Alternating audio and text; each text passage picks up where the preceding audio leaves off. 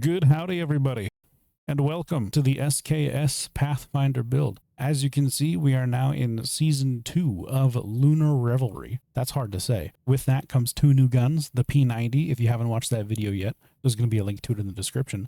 And then there's this one, the SKS Pathfinder. We're going to talk a little bit about what the SKS Pathfinder does. We're going to talk about how it works. We're going to go over two versions of the build, a high HP, calm, relaxing version, and a low HP, uber sweaty, I'm going to do the most damage physically possible build. One that is meant for people who want to go above and beyond, plus ultra, as they say. To start off, we're going to go over our weapon. The weapon itself is fairly unique. Rather than being a raw status damage or raw elemental damage gun, this actually uses a hybrid type build. So that means you can build it in a couple different ways. You can focus crit damage and weapon damage, you can focus elemental damage, or you can put a hard focus on both and be a full hybrid using resonance mod. The way that I prefer to use this gun is to just do raw weapon damage and crit damage, and it has been far more successful. So the way this weapon works is that it triggers a frost vortex on hit. You have a 60% chance on hit to generate a deviant particle. So you can hold up to 10 more than your normal cap, which is up to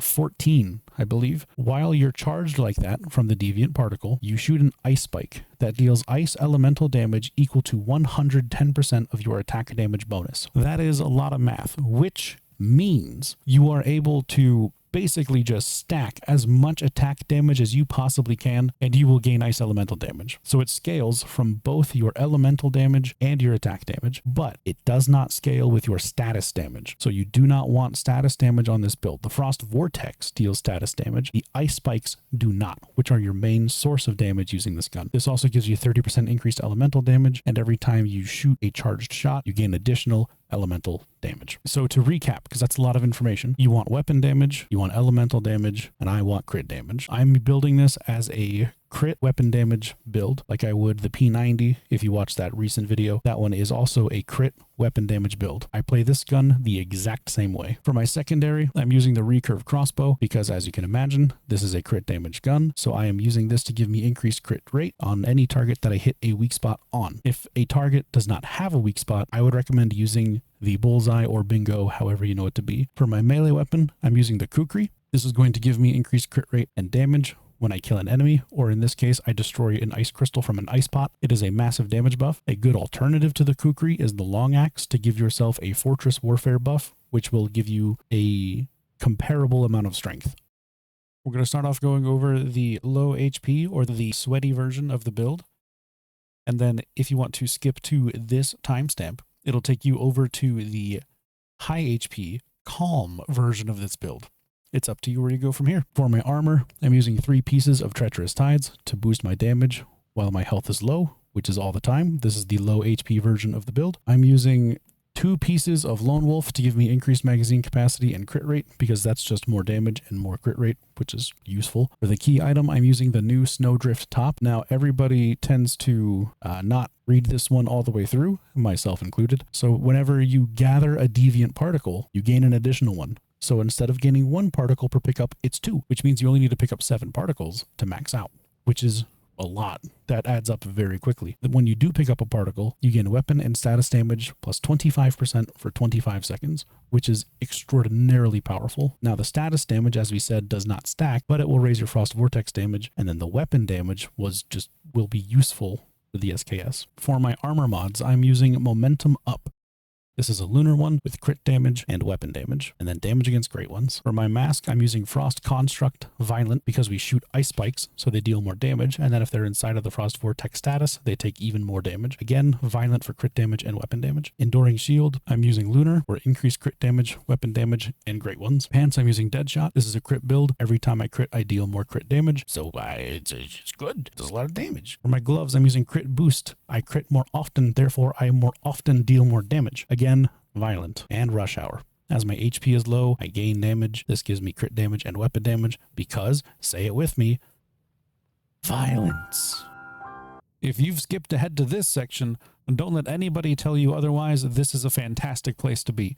If you choose to do the more calm, collected version of this build, you're going to have a great time regardless. So don't let anybody try to tell you got to play any specific type of way. I'm proud of you, and I think you should be proud of yourself too. Welcome to the calm, high HP version of the SKS build. If you watched the first part, that is the sweaty version, you'll see that things are a little bit different. For our weapon, we're still using recurve, but now we're using a long axe as our melee weapon. This will give us a Fortress Warfare buff. The recurve crossbow is still needed to give us our crit chance and the bullseye, which is just a non-negotiable for this build. Unless you're going to fight a boss that does not have a weak spot, then you want to use the bingo or the bullseye, whichever you know it by. For the armor, I'm using 4 pieces of Lone Wolf. I'm still using the Snowdrift top, but I'm using Bastille pants to give me more damage while my HP is above 70%, which is something you don't normally see around here. The mods do change.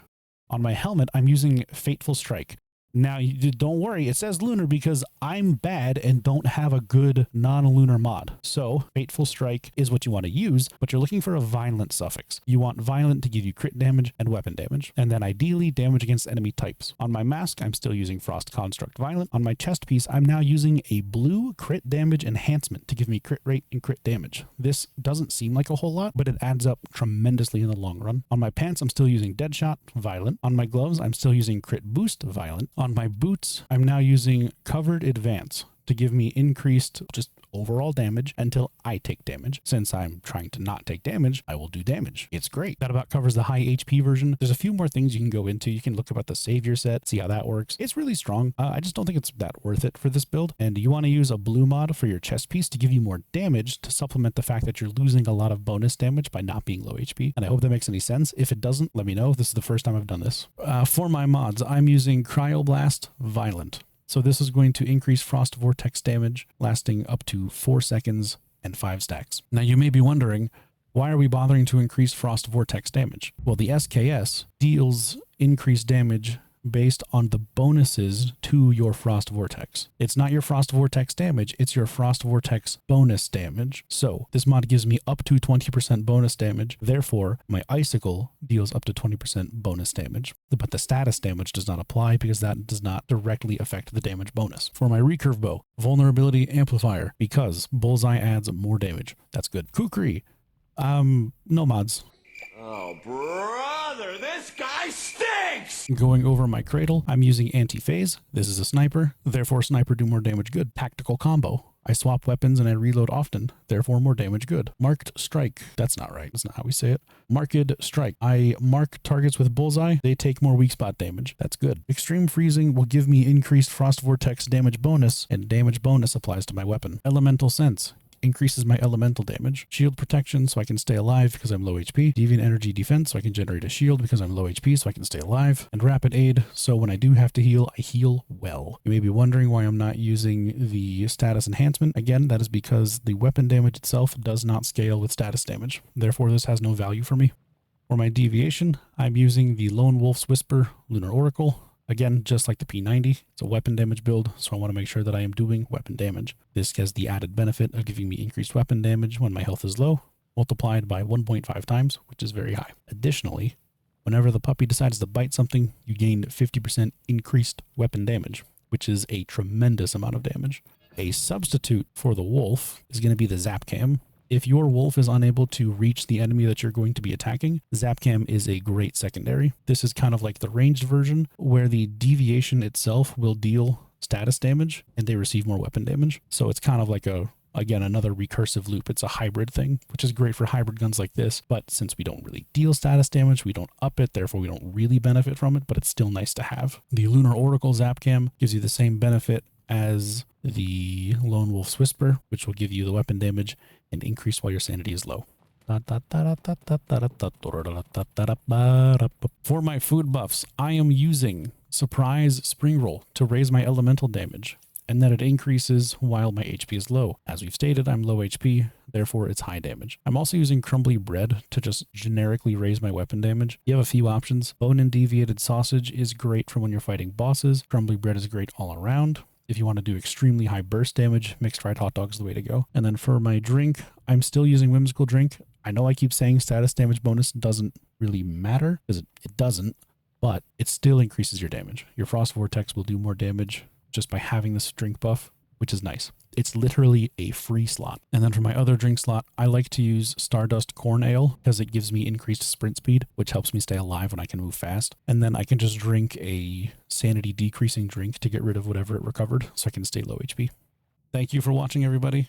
I appreciate you all tremendously. I hope you enjoyed this video. I hope that this has enticed you in some capacity to use the SKS. It's a very powerful gun, especially in the right circumstances. It's very unique, and that's what I think I like most about it. The aiming can be a little odd with the icicle sometimes because it likes to auto-lock, but it is otherwise fantastic, incredible AoE while still having fantastic single target and a hybrid type gun. We do the editing and recording for these live on Twitch. We are live right now. We stream every day but Wednesday. Wednesdays are stinky doo-doo days. We do not like those. Please make sure to like, comment, subscribe if you have not already. It helps out the channel tremendously, and I would really appreciate it. And as always, the bathhouse provides.